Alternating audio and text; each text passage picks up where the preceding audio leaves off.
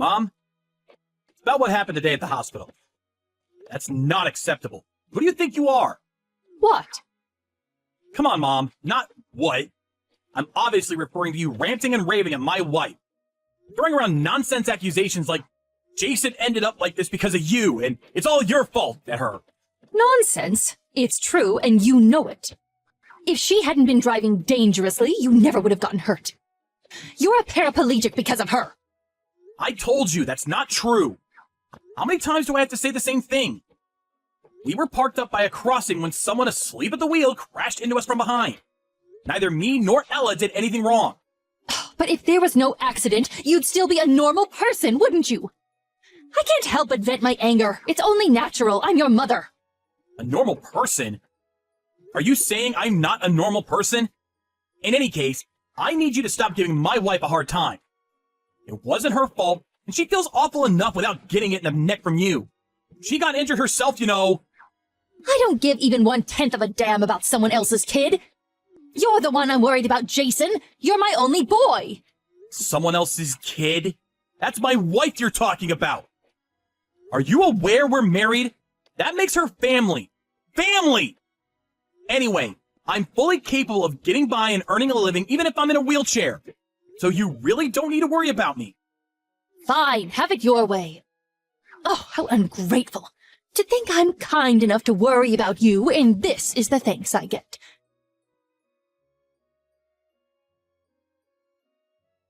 Jason, listen to me. I had a long, hard think last night.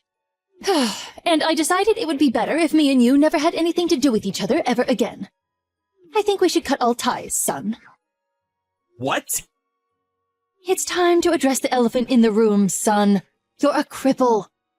Living alone is going to be virtually impossible for you from now on. There's no hope of you being able to look after me when I'm old and infirm if you can't even look after yourself. Old and infirm? What? Basically, you're cutting all ties with me because I can't look after you when you're old. That's not the only reason. On top of that, I simply don't have enough time or energy to look after you. Which means it would be quite inconvenient to have you around.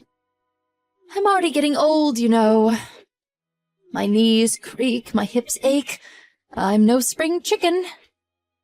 My plan is to live out my years getting by on your father's inheritance. That would be a lot easier for me if I had one less family member to worry about. Think of it as an opportunity to express some gratitude for all the hard work I put into raising you. You'll accept, won't you? You can't be serious. Is this the kind of thing a mother says to her heavily disabled son? Can't believe it. Come on, Jason. Surely you can see it can't be helped. I put in years of blood, sweat, and tears into raising you and did a damn fine job, if I do say so myself. I had no issue with devoting my time and energy to you when I thought it would pay off after I reached an old age. But now? Oh, what use is a son who can't even walk around without assistance? And I'm asking you nicely. Won't you be a dear and free me from my servitude? I see. Basically, what you're saying here, Mom, is that the only reason you had me in the first place was so I could change your diapers when you get old. And now that I can't walk due to the car crash, I no longer have any value. So you're throwing me away like a piece of garbage. On top of that, you also plan on keeping all my dad's inheritance for yourself. Even though he specifically stated a sizable chunk should go to me. It's hardly my fault. Want to know what the single most important thing in the world is, son? Having a solid plan. If I cut you out of my life, I can live out the rest of my days entirely on your father's money. As for your side of the bargain, you also get out of having to care for me when I'm old and frail. No matter how you look at it, it's a win-win situation. Do whatever you like. I won't try and stop you cutting me out of your life. But don't you dare try and contact me or my wife ever again. This is final. That's my line. Don't bother showing up at the house and try to get your greedy hands on the inheritance, because you won't be setting foot inside ever again. Starting tomorrow, we're strangers. Is that clear? Okay, fantastic. Bye-bye.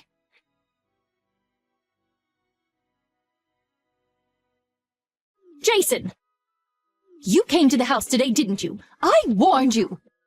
Why did you take the fridge and TV? Give them back at once. Because they're my personal belongings that I paid for? I can't leave my stuff at your house forever. I gave the key to a close friend and had him stop by to pick them up. Oh, I told him to leave all the frozen stuff in a cooler box, so you're best off eating them ASAP before they spoil. I cannot believe you. I had no idea my son was so petty and small-minded. Oh, did I say son? Oh, my mistake. You're a stranger now, of course. Oh, it's fine, forget it. That fridge and TV were probably just second-hand junk anyway. I'll buy some shiny new ones with your dad's inheritance. So I don't need your junkyard scrap anyway. Sure. The fridge is a brand new Hitachi with touchscreen feature configuration and Wi-Fi connectivity. And the TV is an ultra-thin, flat-screen, 70-inch home cinema tier marvel of modern technology. It's true, though. Maybe you'll be able to afford them if you use Dad's inheritance. It's your house, so do what the hell you like. I don't need to be told by you. Believe me, that's what I fully intend on doing. Never message me again. The next time you enter this house without my permission, the police will be called.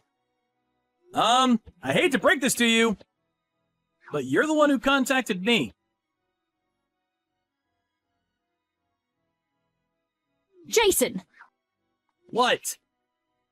I was sure you told me we're cutting all ties. Did I dream it? Don't be sarcastic with me, boy. I have one last thing to tell you. Believe me, you want to hear this. What?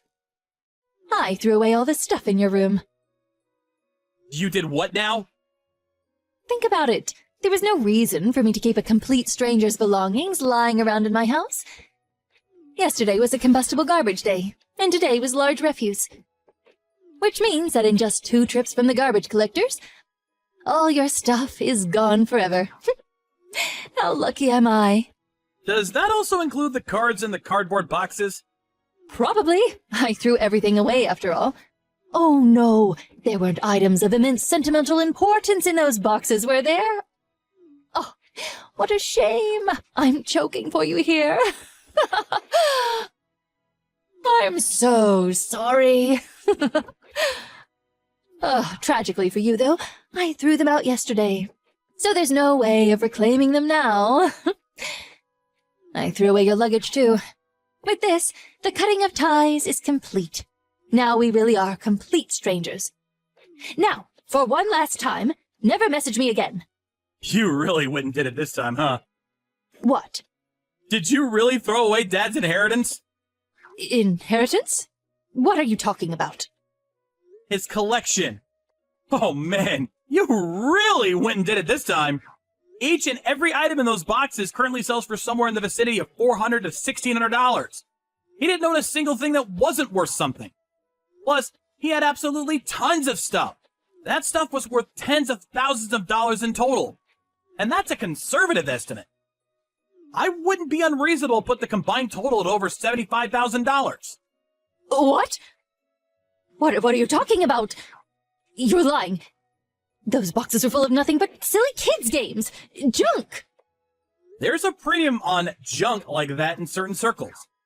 They were only set to go up in value, too, since they're no longer in production. Go ahead. Try searching for expensive card game on the internet. You'll be surprised.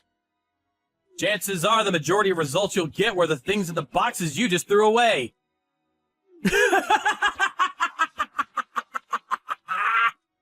Wait, no, you're lying. You're lying, right? Tell me you are. Are you sure they weren't just replicas? If they were really so valuable, why didn't you have your friend take them when he was here for the fridge and TV? There was no way I could take them. Dad said they were part of your inheritance. He said he wanted them to go to you. What?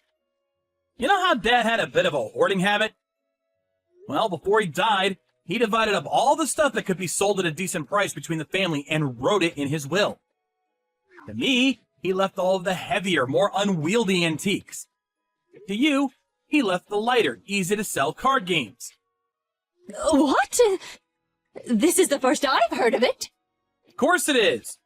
Dad asked me to tell you in the event, and only in the event that you were facing genuine financial hardship and struggling to get by. It's written in his last will and testament addressed to me. I can show you if you don't believe me. Now, I did plan on doing as he asked and was prepared to go through the necessary procedures if that time ever came. Oh my God. Good grief, Mom. I wouldn't have guessed in a million years you'd toss everything out. Me or the cards. It's not a total loss, though. I plan on taking good care of all the antiques Dad gave me, at the least. Jason! You get yourself down to the landfill and start digging through the trash at once. What? No way! I'm in a wheelchair. That's impossible. But you said that stuff was worth $75,000. You might still make it if you go now. Hurry up! Move! I don't think so. You said you tossed them out yesterday, so they've probably all been crushed by now. Don't get clever with me, boy. I know. I'll make you an offer you can't refuse. If you come back with the $75,000 worth of cards, I'll allow you back into this family. Not just that, but I'll even look after you. Sorry to disappoint you, but like I already told you, I don't need looking after. What are you talking about? You're a wheelchair-bound cripple, for heaven's sake. How can someone like you live on their own? I'm not alone. I have my wife. Anyway, do you even know what my job is? I create plastic models. I receive commissions and then create prototypes for dolls, figures, and models, which is why I don't need to walk to earn a living. What? Does that mean getting crippled in the accident has no effect on your salary? How many times have I told you at this point? 5? 10? Damned if I know. What kind of mother doesn't know what their own son's job is? Do you have that little interest in me? Really? You do that? That's great news, son. Oh, wow. Am I your son again now? That sure is convenient, huh? There's just one problem. I don't consent to this rekindling of ties you seem to be assuming is taking place. We're strangers now, and we always will be. Jason! How can you be so cold towards your mother? Have you no heart? Despite me being so lonely, what with your father gone and all, how horrible. Jason, my boy, won't you be a darling and come back to the house today? Let's have some supper together. I'm not eating with you. Don't be ridiculous. There seems to be a small contradiction between cutting all ties with me and then inviting me over for supper to play happy families. Jason, please. This wasn't an easy decision for me to make, you know. I only did what I did because I was filled with anxiety about the future. I'm sure you were. I had a feeling to that effect, which is why I intentionally left only the card games behind. You're the one who threw them all out solely because you made the mistaken assumption they were guilty of the crime of belonging to me. To be honest, I'm more sick of you than I am sympathetic. I've got an idea. Won't you be a dear and give me all the antiques your dad left you? I don't mind if they're heavy. What? Why would I do that? Why would I give you the things Dad explicitly said he wanted to go to me? I won't even be selling them anyway. Those antiques were part of Dad's cherished collection, and they were really important to him. All the more reason to hand them over. They'd be far more valuable if I sold them. I could use them to get by on. What use are they as decorations for your apartment? They'd be nothing but clutter. It's what your father would want, Jason. You know it's true. I could explain in explicit detail why you're wrong, but you probably wouldn't even understand. Anyway, I have absolutely no intention of giving you any of his stuff, nor do I ever want to live with you again. I'm gonna stop replying to your messages soon. How can you be so insensitive? Oh, I've had it with you. Fine, I don't need you. I still have some savings in my bank account. That's great. Since you've been so heavily reliant on Dad's inheritance all this time, you must have saved up about $75,000 by now, right? What does my bank balance have to do with you, boy? If I did have that much, I'd be able to live off it for the rest of my life. Do you seriously think that'd be enough to see you through the rest of your days? What? 75,000? Of course it would. With your current lifestyle, you're eating through at least $15,000 a year. Doesn't take a genius to figure out you're only going to be able to keep that up for 5 more years. You could afford to have a higher standard of living when Dad was still around. But there's no way your current lifestyle is sustainable. What's your point? Are you saying I need to tighten my belt and save up more? No chance. You can't stop me buying the things I want. Listen. Want to know what the simple, most important thing in the world is? Having a solid plan. If anyone can do it, you can, Mom. I have to make this clear, though, and it really pains me to say this, but me and my wife simply don't have enough time or energy to look after a complete stranger. Stop it, please. Just wait. What do you mean, stranger? We're family. I'm your mother. Let's just talk this over. Jason, please, answer the phone. Look, Mom, I'm a cripple. Things would be a whole lot easier for me if I had one less family member to worry about. Look on the bright side. You're free to do what you want with Dad's inheritance. And I'm blessed to have a loving wife who looks after me. Which means you don't have to go through the trouble. No matter how you look at it, it's a win-win situation.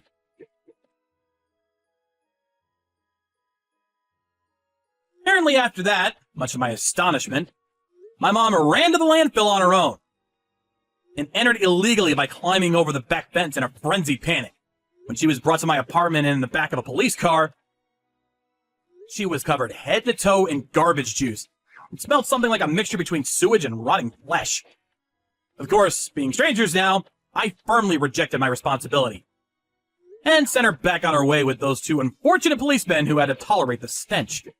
She was driven back to her house ranting and raving like a lunatic. It was what happened over the next few days that shocked me the most. Me and my wife got back from a day out to find someone had been rummaging through our belongings and made a total mess of the place. When I confronted my mom, she confessed to sneaking into the apartment and turning the place upside down in an attempt to find my dad's antiques. Thankfully, her search was in vain because my wife's parents very kindly agreed to let us keep everything at their place for a while. However, my patience had reached its limit. We enlisted the help of a lawyer through a recommendation from my stepdad. When we went over to warn her that we'd take legal action if she ever pulled anything like that again, my mother, tragically ignorant of the world, immediately became timid and backed down. And she hasn't bothered us since. I do have a feeling she'll probably try to get in touch with me again after a little while. So me and my wife are currently making preparations to move on the down low. I already bought a new cell phone, which means that by the next spring, we finally will be strangers once and for all.